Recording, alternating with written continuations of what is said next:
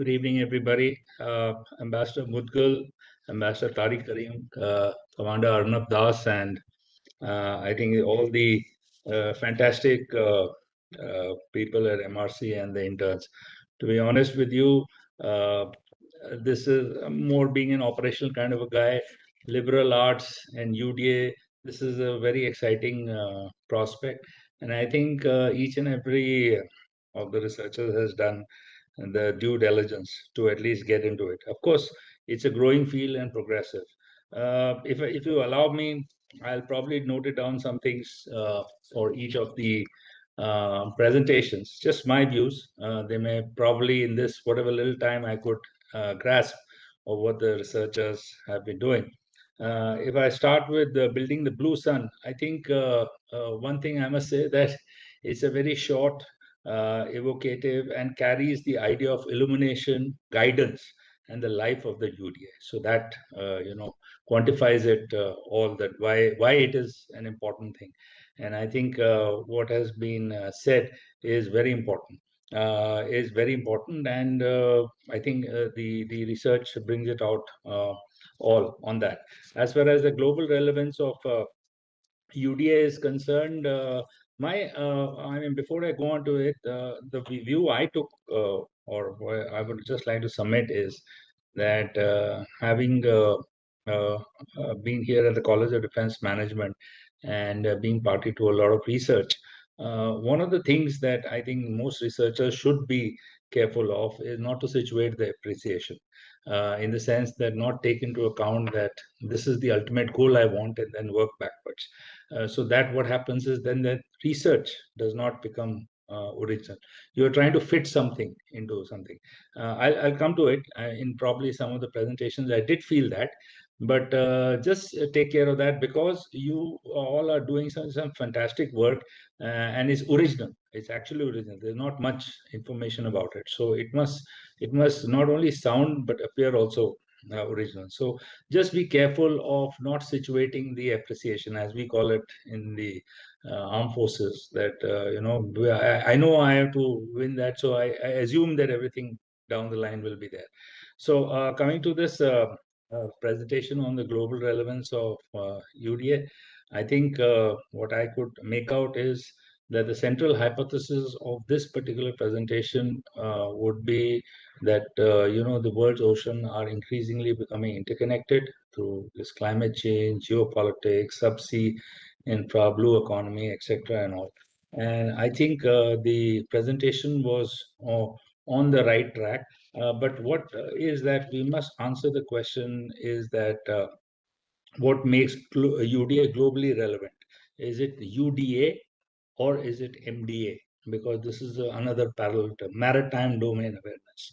Now, does UDA become a subset of maritime domain awareness or what? So that is one thing that we must probably make a distinction. And rather than simply describing each country, I think it is important that we must take into account the work that has already been done and not be dismissive about it.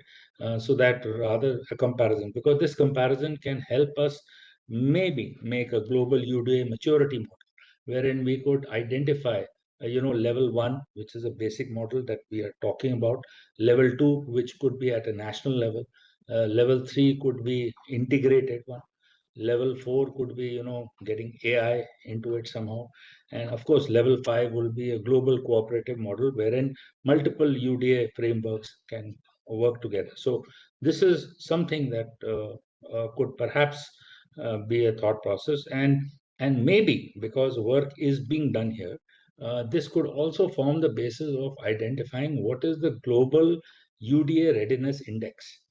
That means that where do I stand?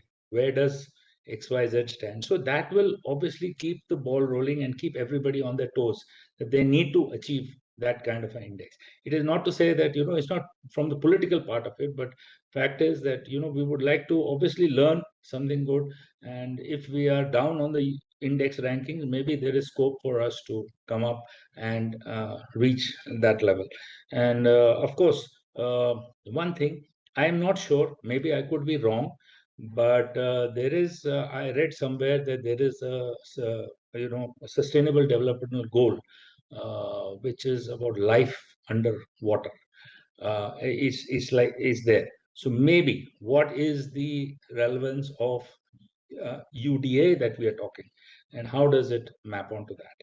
So I think this global relevance of UDA is very important, because this obviously gives us a start point of how and where do we go forward.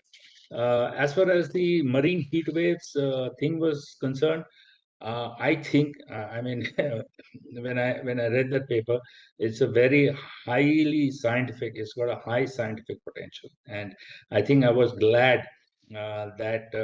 But though I noted down something, but I'm glad that the presenter, sorry, I think it was Samyak. Samyak. Samyak gave the thing about how he wants to move to a predictive model, and I'm glad that that part is there, because instead of working on just like a descriptive view that I've got this SST data, I've got this data, that data, how do I put that together in a framework? And this, maybe I'm saying it now, but this is actually related to the subsequent thing which is coming up. So, I mean, this could perhaps be a digital twin of the Bay of Bengal. And, we could have a digital twin of the IOR, which is that MSP, which talks out. So that means that anything and everything is both qualitative and quantitatively correct. So I think that had a very high scientific potential, and it would be worth seeing. The only thing that I probably wanted to just question was that when we talk about the intensity, the marine heat wave intensity, is it we are talking about increasing, or is it talking about the frequency? Because if we talk about Bay of Bengal, there are a lot of things which keep happening from Bay of Bengal, including cyclones and all. I personally have been I'm a witness Hudud when it came to an hit Vizag. So, and nobody this thing. So there are a lot of things out there. I don't know the correlation, so pardon my ignorance on that. But I thought that this could be and there. And what is the driver? The driver is climate. The driver is the monsoon, or driver is maybe the tropical conditions, or something like that. But I think I was glad to hear that the framework is being developed, and some part has been done on that. So kudos to that part. Coming to decolonizing of UDA, I think this was Miss Annie presented it. So I presume, now this is probably, you could correct me in that, when you suggested that there was an epistemistic injustice, it appeared to me that you are trying to situate the appreciation. However, later on during a presentation, it emerged that you have done a lot of research and come to that conclusion, which is fair enough, and which I think is and this could become one of the most original papers as far as original, UDL literature is there. But I would also like to urge that we don't say remove Western science and assumptions, because you use term, because I would want to ask you, what do you mean by decolonizing? You talked about tech, but that is not only tech, it is governance, it is knowledge, and it is institutions. Whilst tech was not there with us. So obviously, we didn't develop any kind of a framework at that point in time. And are there any institutions out here? Yes, there are, but how well they're integrated or collaborated is a separate question. And whether we have the knowledge, detailed knowledge is the thing. So what I'm trying to say is that let's not remove Western science and assumptions. We know that they were developed primarily for NATO, primarily for the Atlantic, and sonar models. I know Arnab knows it well, that what we tried sonars in Russia, we got fantastic ranges, and we didn't even get half the ranges out here when we came here. And a submarine is right next to our ship, and we are not able to go because the tropical conditions are such. And we would blame it on the sonar, but it was not, because it was not designed for that. So I guess it's a very, very relevant, and maybe perhaps I would recommend that if the case studies, I think you did mention some case studies, but if your study could be grounded in some case studies, it would make it more meaningful. And this could obviously help develop a technical framework for this thing. So one thing is there, that you must clearly bring out or you must clearly point out where have the Western assumptions failed, right? Just by not dismiss them, but say that, hey, it failed here, and this is what we need to incorporate for us. So perhaps we will be able to undo that epistemistic injustice that you were talking about. But I think it's got it's a very strong version of this can become one of the most original papers as far as this thing is concerned.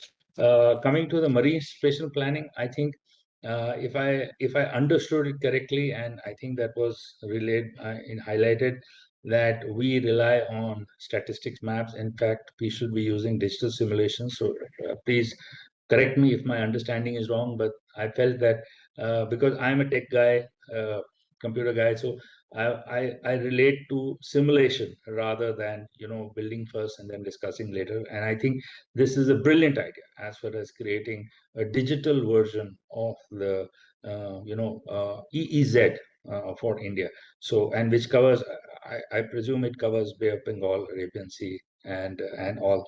And my only word of caution that from whatever I could read is that there is a lot of reference to we propose, we integrate, we model, we simulate. So maybe they can be qualified by probably real, because so that the user gets an idea that it is not just merely theat English, but and the credibility gap has been covered. And of course, you could use this Vijayangam as an example to say that what was conventional plan predicted and how is a simulation. This could be the ultimate future study. But I think this is one of the excellent papers. And I think you did mention that there was a 900 million loss. But I'm just saying that when we have the simulation in place, and suppose the simulation says that, hey, the fishermen have to be thrown out, will we take a call on it here? In your case it was done and then it happened, but so these are some of the intangibles that will exist. But I think it's a brilliant uh, and it overlaps with the other things also. As far as the blue economy assessment is concerned by Peter, um, yeah, makes sense that we only restrict the income to infrastructure services and other things, and here is the environmental. But my understanding is that when you have relate that equation of yours, is it linear? Is everything linear? Is my question. I mean, everything does it just add up? Because when you say that mangroves are impacted, mangroves must be impacting fisheries, and they must be impacting some other coastal infrastructure, whereas you are taking this into account elsewhere also. So you have to be careful of any double counting, as they say. That means that you should not be adding it here also and there. So your results may be wrong, because if your results inputs are incorrect, your output will also be there. And I think you have done the creating a maybe the way forward could be by creating a dashboard and add scenarios, which is whether it's business as usual, that is a JNPT, or is it a green port, etc., and all that. So I think this is a very promising and original framework which comes. Though I believe you have said that this is already existing. As far as coming to the last one, I would absolutely endorse that this is required. I can give you an example of fast attack crafts, which are very small crafts, speeding at about 42 knots in this thing. And once we realized that its speed was not going beyond 30 knots, and we realized that it was fouled completely. Well, it's a small boat, so you can pick it up with a crane and put it on the jetty, and we found that it's fouled. So this is a real problem. However, for big merchant ships, it doesn't happen when the ship is moving. It happens when the ship is alongside for a long time. So the point is that it can be incorporated, but the idea is that who will pay for it?